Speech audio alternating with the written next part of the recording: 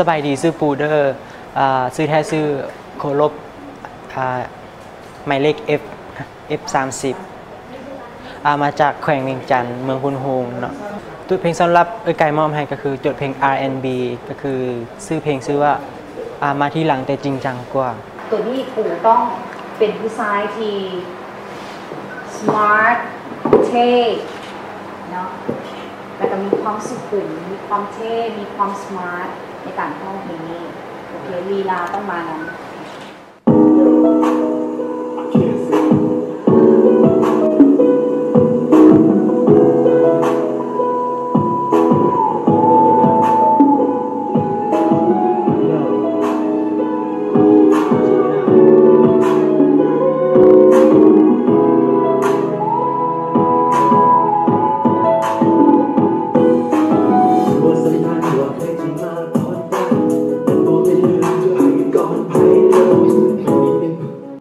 ตอนนี้ลีลาก็ได้เลยลีลาน้องมูแมนบกเข้ากับเพลงเลย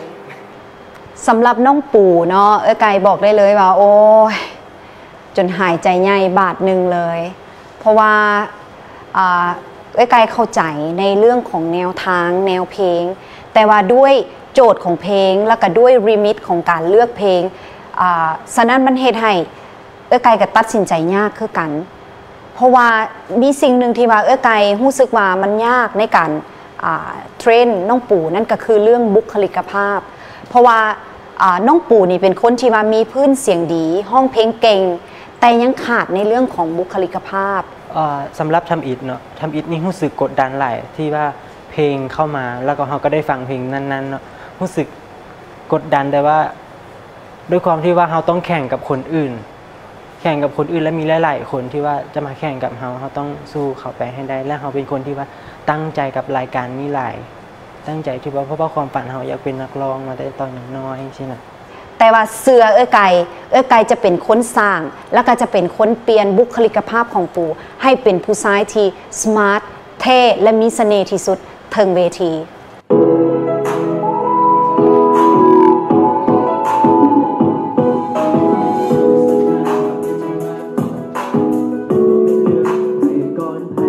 ขอให้ทุกคนให้กำลังใจให้ปูได้ด้วยเพราะว่าปูมีความตั้งใจสูงสำหรับงานนี้แล้วก็เฮ็ดการประกวดมาครั้งนี้ก็เพื่อทำอิฐเลยก็คือเพื่อตัวเอง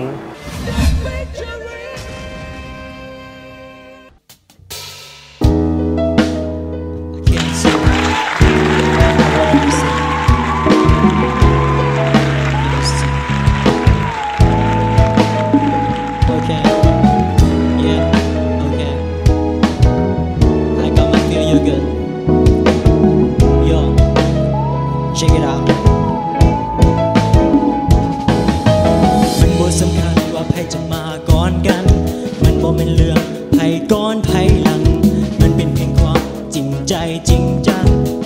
มันอยู่ที่เจ้าเลือกให้คนหนึ่งมาก่อนแต่ก็ดูแลให้ดีคนที่ซากว่าก็มีสิทธิ์แทนที่คนกลางคือเจ้าควรหาคนดีคนแพ้ก็วิ่งหนทางขอเจ้าอย่าลังเลที่เจ้าต้องเลือกไผ่คู่ควรได้ฮักและเคียงข้างเจ้า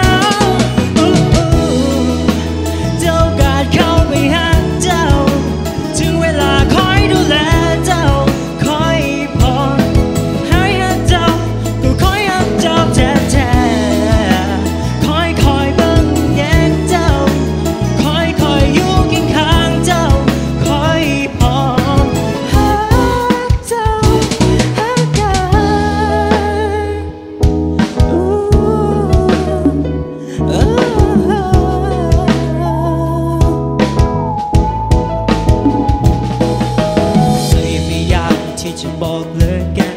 เจ้าอย่ายึดติดกับอดีตวันเจ้าต้องมีเส้นทางความรักที่งดงาม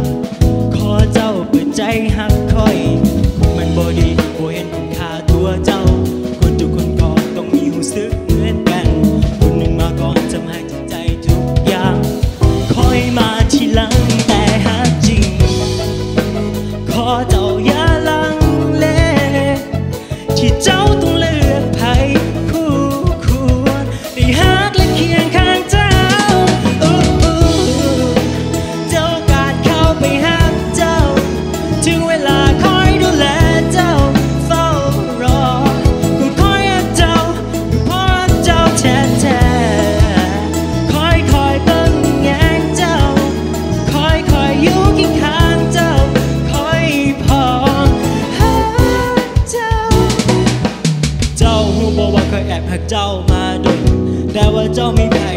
ใจเจ้าไปคล้อง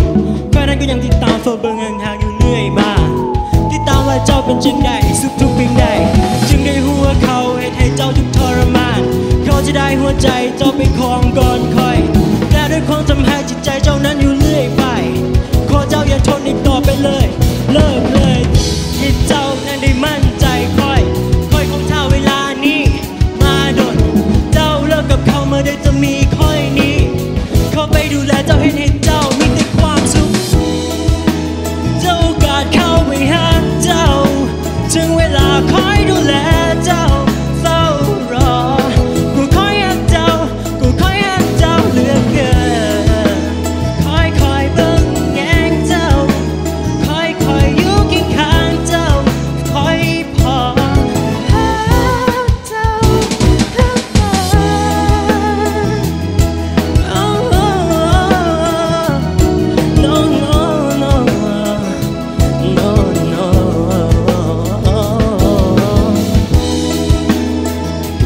na na na yeah yeah oh oh oh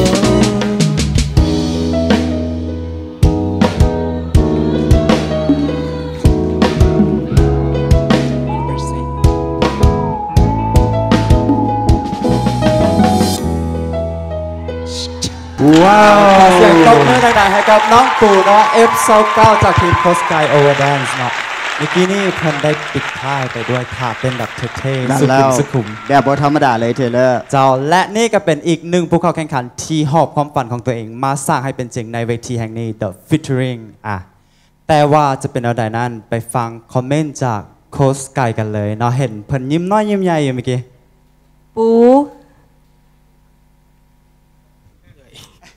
มื่อนี้ปู่เห็นให้เอ้ย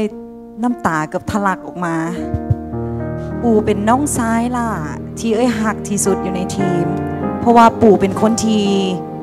ขาดความมั่นใจในตัวเองแล้วก็ยอมแพ้ตั้งแต่ไก่เอาเพลงให้ตั้งแต่ทำอิฐเลยปู่บอกว่าไก่น้องเฮ็ดบ่ได้น้องเต้นบ่เป็นน้องห้อง R&B บ่เป็นไก่ว่าปู่อย่าสร้างกรอบให้ตัวเองปู่เฮ็ดได้และเมื่อนี้ปู่เฮ็ดได้อีหลีปู่ชนะใจไก่ภูมิใจในตรงปู่ที่สุดปู่เฮ็ดในสิ่งที่ไก่บอกเมื่อทุกอย่างแม้กระทั่งท่าเต้นตอนสุดท้ายปู่ก็เฮ็ดเมื่อนี้ปู่ชนะใจไก่ภูมิใจในตรงปู่ที่สุดปู่เฮ็ดให้ไก่หักเจ้าหลายและไก่เชื่อว่าประชาชนทั่วประเทศที่ได้เบิ่งการแสดงมื้อนี้เปลี่ยนความคิดเลยว่าคนที่ห้อง R&B ได้บ่จำเป็นจะต้องเท่หรือว่าสูงหน้าตาดีแต่ผู้ชายคนนี้เฮ็ดให้ทุกคนหักได้และสมาร์ทเท่ที่สำคัญท่าเต้นตอนสุดท้ายเฮ็ดให้ทุกคนหลงไหลได้ฉะนั้นขอโอกาสให้กับผู้ชายคนนี้ที่พิสูจน์ตัวเองแล้วว่าเราห้องเพลงนี้ได้ประทับใจทุกคนที่สุดขอให้เราได้ไปต่อในรอบ10คนสุดท้ายขอบใจสำหรับคอมเมนต์จากโค้ชสกายโอเวอร์แดนซ์เนาะถือว่าผู้เข้าแข่งขันเฮ็ดออกมาได้ดีหลายเฮ็ดให้โค้ชสกายเพิ่นประทับใจจนน้ำตาไหลเลยเทเลอร์แต่ว่าเพื่อบ่เป็นการเสียเวลาเดียวเฮาไปฟังคอมเมนต์จากโค้ชต้าเอแพดกันเลยเข้าใจความรู้สึกไกลได้มันเป็นคือฟีลลิ่งหนึ่งที่นางเบิงครอบครัวที่เห็นแล้วเห็นพลังสู้เนาะไกลเนาะของน้องๆหลายๆคนในทีมไมต้าเองกับท่อตั้งแต่แรกคือกันตัวเฮ็ดได้อีหลีว่าเป็นตัวเฮ็ดบ่ได้คือไกลบอกแหละทุกคนว่าการบ่สร้างกรอบให้กับตัวเองเป็นสิ่งที่สำคัญที่สุดในการที่เขาจะได้สิ่งใหม่ๆเข้ามาแล้วเขาจะได้ฮู้จักตัวเองหลายขึ้นและน้องเองตอนนี้น้องเฮ็ดให้ไอเห็นคือกันว่าน้องมีพลังที่จะต่อสู้แล้วน้องมีพลังที่จะเฮ็ดบ่เห็นสิเป็นอย่างเลยก็ห้อง R&B แล้วก็เต้นก็บ่เห็นสิเป็นอย่างคนก็ตบมือคนก็ชื่นชมเป็นอย่าง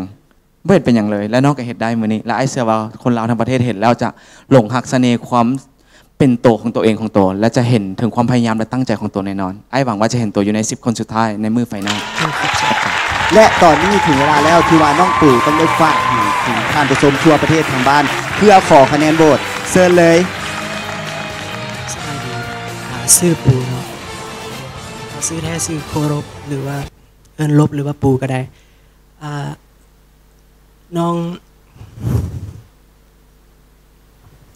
ตามหาความฝันนี้มาได้3 ปีเนาะแต่ตอนยังน้อยก็เป็นคนที่ว่ามักห้องเพลงแบบเพลงลูกทุ่งเป็นเพลงลูกทุ่งแล้วก็เพลงสตริงและใหญ่มาก็ประมาณ15-16ก็มาเริ่มมักเพลงสากลก็เลยมาห้องหลายเวทีโดยเฉพาะเป็นทางโรงเรียนเนาะแล้วก็เคยได้ญาติได้ทีนึงตอนร้องเพลงอายุตอนร้องเพลงตอนร้องเพลงลูกทุ่งได้ทีนึงของโรงเรียนแล้วร้องเพลงสากลก็มีคนว่าม่วนหลายหรือว่ามักในเสียงของน้องนะครับน้องก็เลยเลือกแต่ว่าบางคนก็ว่าเพลงสากลมันบ่เข้ากับตัวน้องนะที่ว่าเป็นคนที่ว่าสไตล์ลูกทุ่งหรือว่าเป็นคนที่ว่ารูปร่างแบบนี้นะตาแบบนี้ก็มีคนเว้าให้นะแ